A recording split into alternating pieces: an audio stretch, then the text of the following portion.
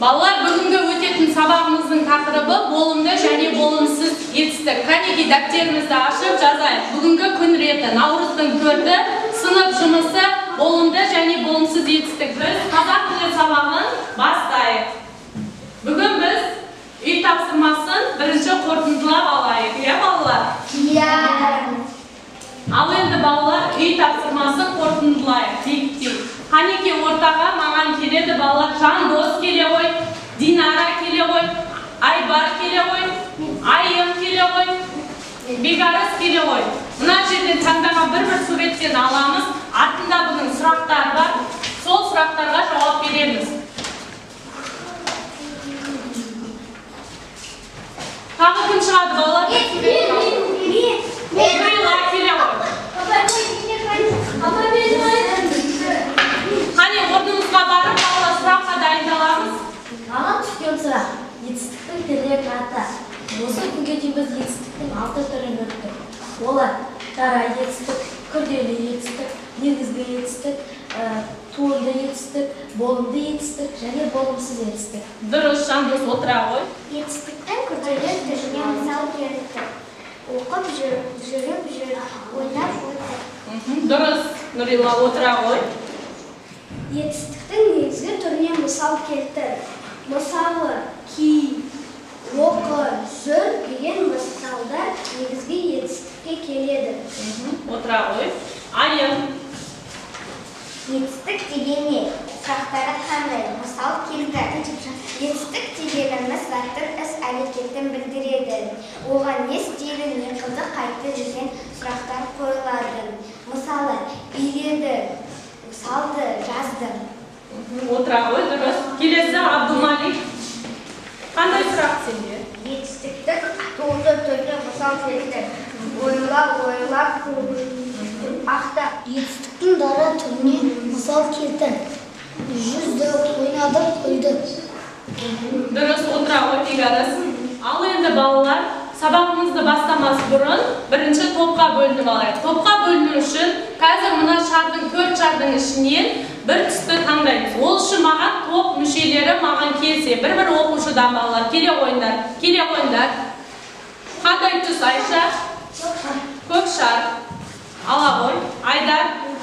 Жасыл. Тамерлан? Күлгін түс қалды. Енді тобымыздың атын қазір орнымызға апарамыз, қартамызға. Бүгінгі балалар сабақтың тақырыбы болымды және болымсыз етістік. Сабақтың бүгінгі мақсаты, яғни оқушыларға болымды және болымсыз етістік туралы алған білімдерді тиянақтауға, оларды ажырата білуге мүмкіндік туғызу. Енді балалар қазір болымды және болымсыз етістікке арналған видео слайдымызды көріп алайық.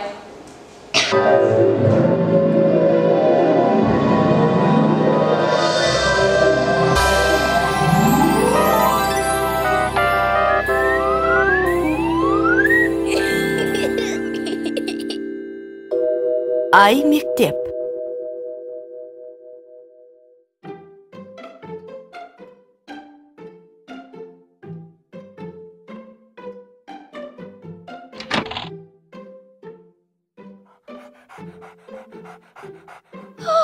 Бөлменің астаң-кестеңін шығарыпсың.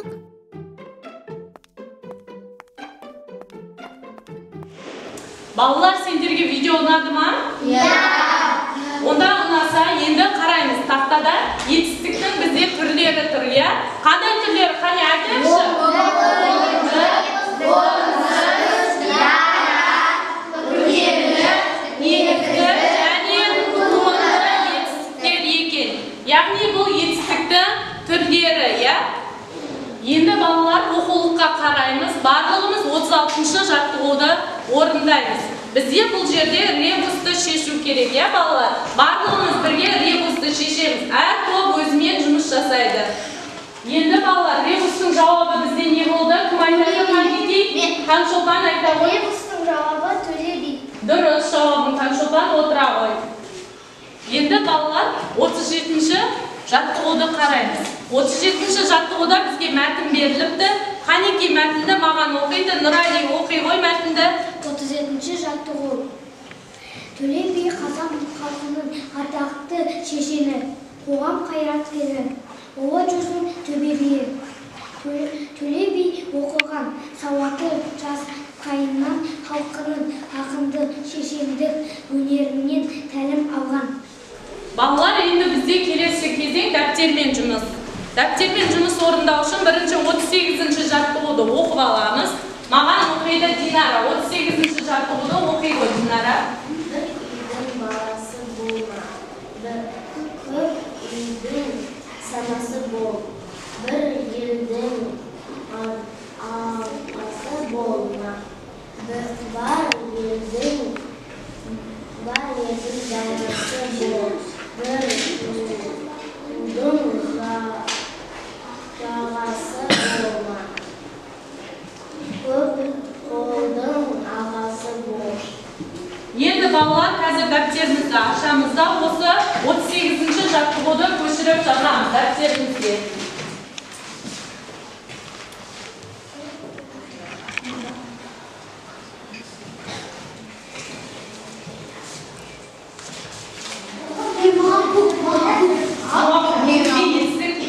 Енді балалар орнымыздан тұрайық, барлығымыз серпілу сәтін жасап алайық.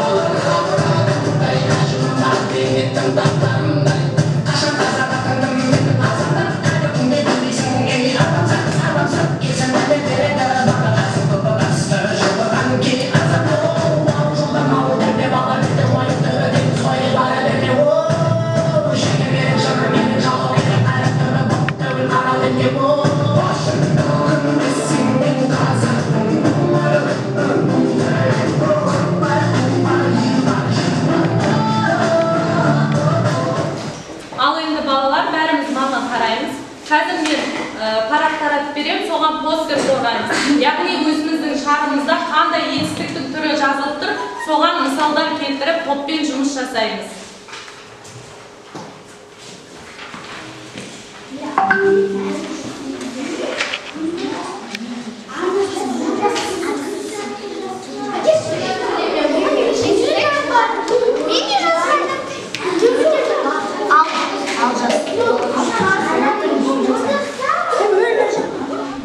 Ал енді үнжу айта ғой. Туынды етістік дегеніміз жырлар жалғану арқылы жасалған сөзді туынды етістік дейміз. Мысалы, ой, ақта. Міне бұның барлығы туынды етістікке жұрнақ арқылы жасалған сөздер, иә? Жарайсыңдар балалар, орындарына отыра қойыңдар. Ал енді балалар өздерінің жасаған постерларını қорғай қойыңдар. Нұрила.